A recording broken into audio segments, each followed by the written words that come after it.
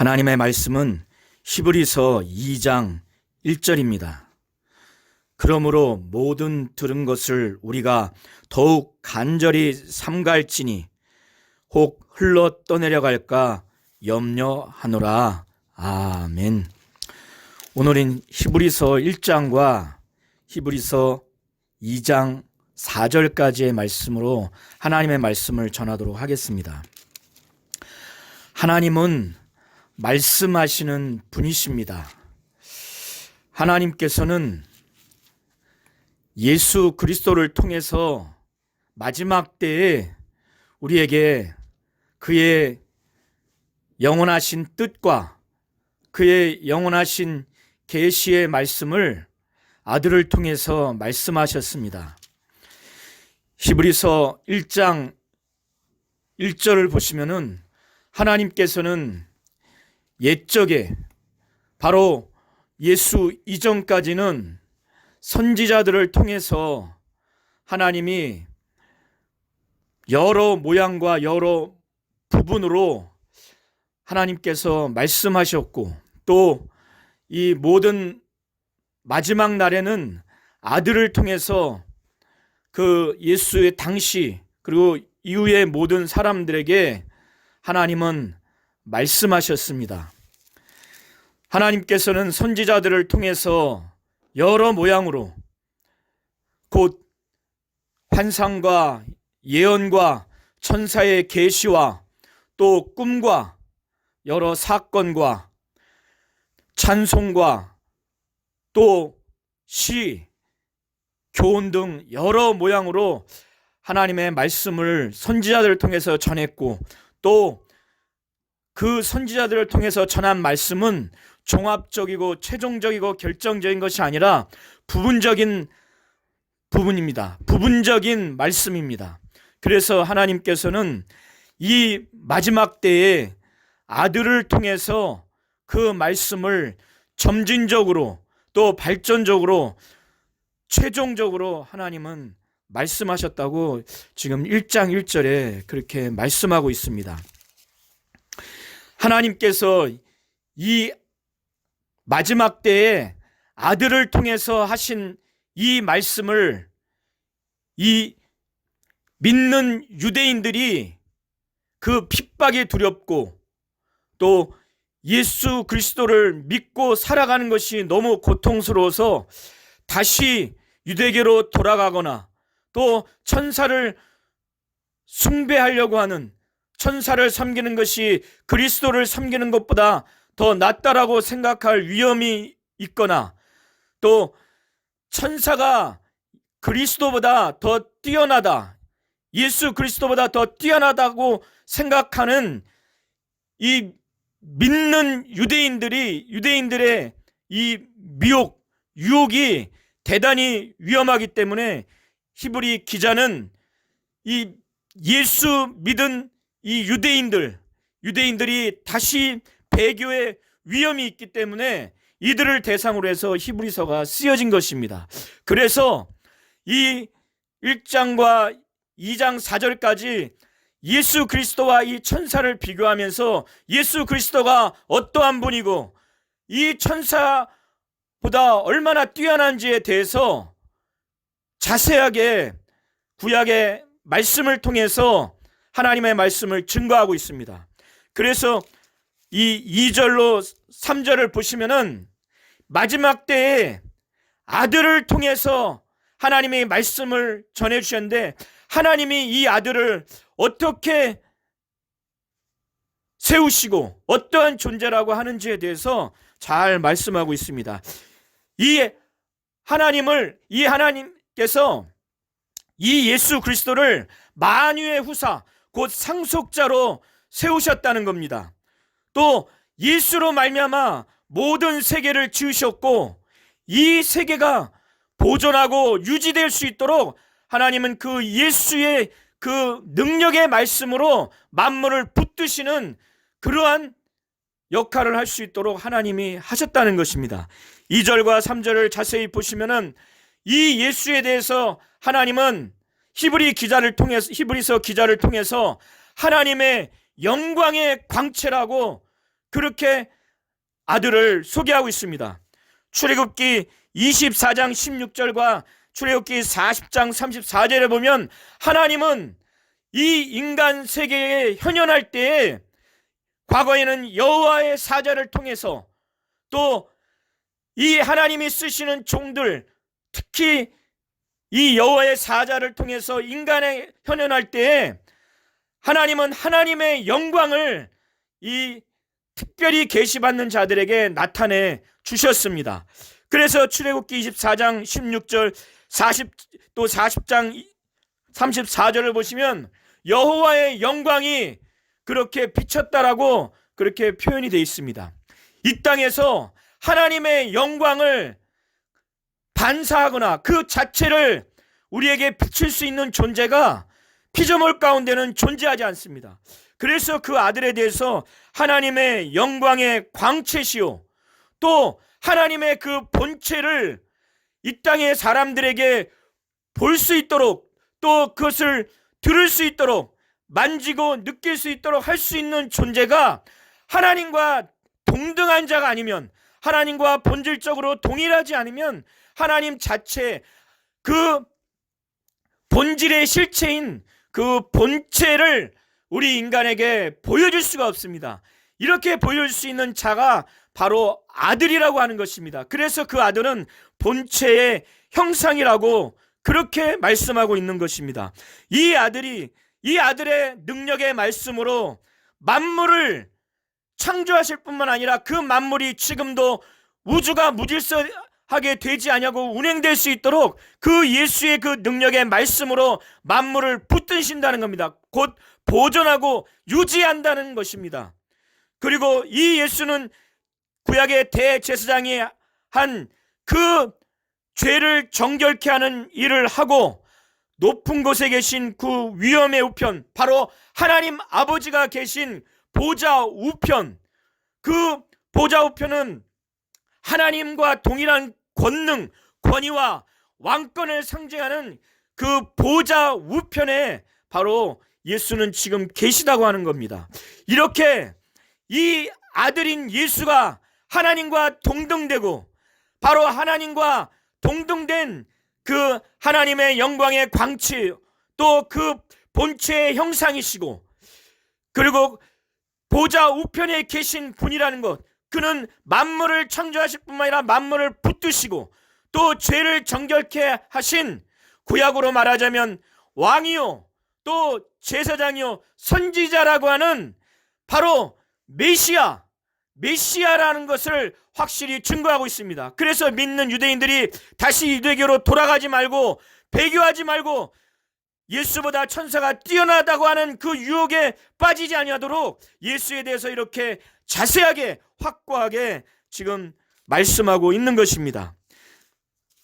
그러면서 4절부터 14절까지 이 예수와 천사가 어떠한 존재고 어떠한 권한이 있는지 아주 자세하게 비교하면서 이 믿은 유대인들이 다시 배교하지 아니하도록 분명하게 예수 그리스도가 천사보다 뛰어나다는 것을 잘 말씀하고 있습니다. 그래서 천사보다 얼마만큼 뛰어나면은 바로 천사는 미가엘, 가브리엘, 또 여호와의 사자라는 그 이름을 가졌다 할지라도 천사보다 뛰어난 것은 바로 그 아들 예수는 하나님의 아버지의 그 하나님 아버지의 이름, 그 뛰어난 이름을 가졌기 때문에, 그 뛰어난 이름을 가졌기 때문에 얼마만큼 뛰어난지에 대해서 나타내주고 있다고 4절에 말씀하고 있는 것입니다. 그 이름을 기업으로 받았다는 것입니다. 5절부터 14절까지의 내용은 하나님께서 아들을 통해서 하나님이 말씀하셨습니다. 만일 여호와의 사자라든가 또 선지자들을 통해서 하신 말씀이 완전하고 완벽했다면 아들을 통해서 하나님은 말씀하지 않았을 것입니다. 그러나 그 여호와의 사자를 통해서 율법을 받았다 할지라도, 하나님이 보내서 전달하셨다 할지라도 그 천사가 보낸 율법이 완전하지 않고 완성되지 않았기 때문에, 온전하지 않기 때문에 하나님은 그 천사보다 뛰어난 그 아들을 보내셔서 하나님은 말씀하셨다는 것입니다. 그래서 천사들 누구에게도 하나님은 어느 때 이 천사를 향해서 너는 내 아들이라, 내가 오늘날 너를 낳았다라고 말씀한 적이 없다고 하십니다. 또 나는 그의 아버지가 되고 그는 내 아들이 되리라고 하는 것이 어느 때에 내가 이런 말을 한 적이 있느냐 하면서 아들이 아니다, 천사는 그 얘기를 5절까지 분명히 합니다. 그러면서 그 천사들에서 6절과 7절은 맏아들 예수가, 하나님께서 예수를 이 땅에 다시 이끌어 오실 때에, 바로 재림하실 때에 하나님의 모든 천사가 저에게 경배할지어다, 경배하라. 하나님은 천사들에게, 모든 천사들, 그가 미가엘이든 또 가브리엘이든 여호와의 사자든, 다시 하나님께서 그 아들을 이 세상에 이끌어 올 때에 모든 천사들이 경배할지어다, 경배하라 고 하는 그러한 대상이라고 6절에 말씀하고 있습니다. 그러면서 하나님은 그의 천사들에 대해서는 그 천사들을 바람으로, 때로는 불꽃으로, 사역자로, 하나님의 일하는 종으로서 그렇게 사용한다고 하나님은 천사에 대해서 분명히 말씀하고 있습니다. 그래서 14절에서도 모든 천사는 부리는 영으로 구원 얻을 후사들을 위하여 이 예수를 위해서 경배할 뿐만 아니라 예수가 이 땅에서 기도할 때 그 기도를 천사들이 돕는 것이라고 표현하신 것처럼 그 예수를 믿는 후사들을 위해서도 도우라고 보낸 부리는 영이라고 14절에 분명히 하나님은 말씀하고 있습니다. 그와 반대로 8절부터 13절까지는 아들에 대해서는 하나님께서 시편의 그 말씀을 인용하면서 아들에 대해서는 하나님이라고, 하나님이여, 하나님이여 이렇게 말씀합니다. 그러면서 그 주의 보좌가 영영하다는 겁니다. 예수의 그 지금 앉은 보좌, 곧 왕권이 영영하다는 겁니다. 그리고 주의 나라의 홀은, 바로 다스림은 공평한 다스림이라고 하는 겁니다. 이 땅의 왕 통치자들과 왕들은 편협되고 불공정하지만은 예수는, 예수의 그 보좌, 바로 그 왕권은, 바로 그 다스림은 영원하고 공평하다고 그렇게 말씀하고 있습니다. 하나님께서 예수를 모든 자들보다 지극히 높이셨는데 왜 그러느냐? 예수는 그 의를 사랑하고 불법을 미워하기 때문에 그렇다는 것입니다.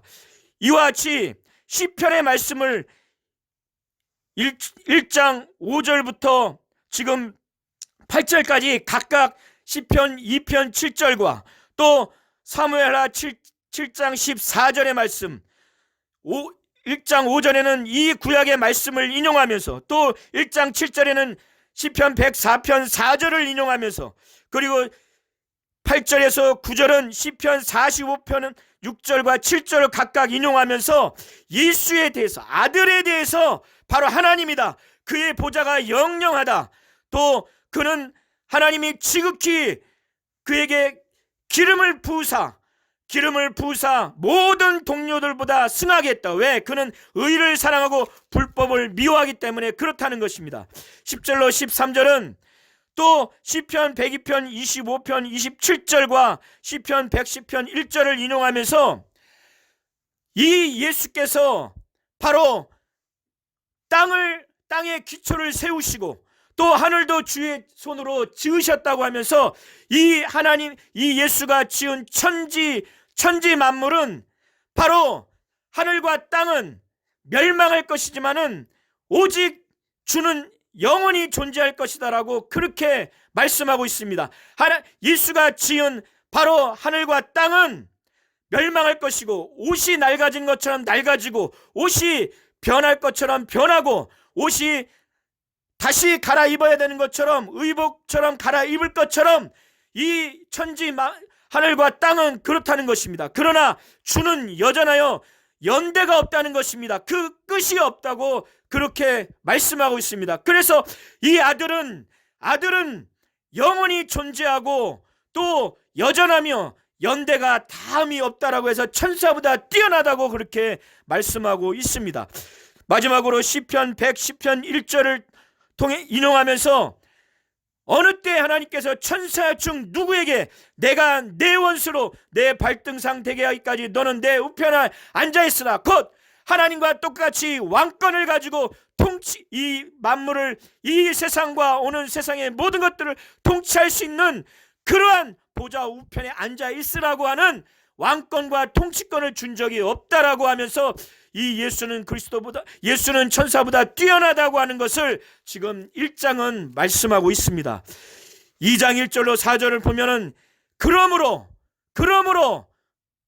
믿는 유대인들아, 다시 배교에서 유대교로 돌아가고 그리스도보다 천사가 뛰어나서 천사를 숭배하려고 하는 믿는 유대인들아, 그러므로 모든 들은 것을 우리가 더욱 간절히 삼가할지니, 삼가하는 것은 유념하라고 하는 것입니다.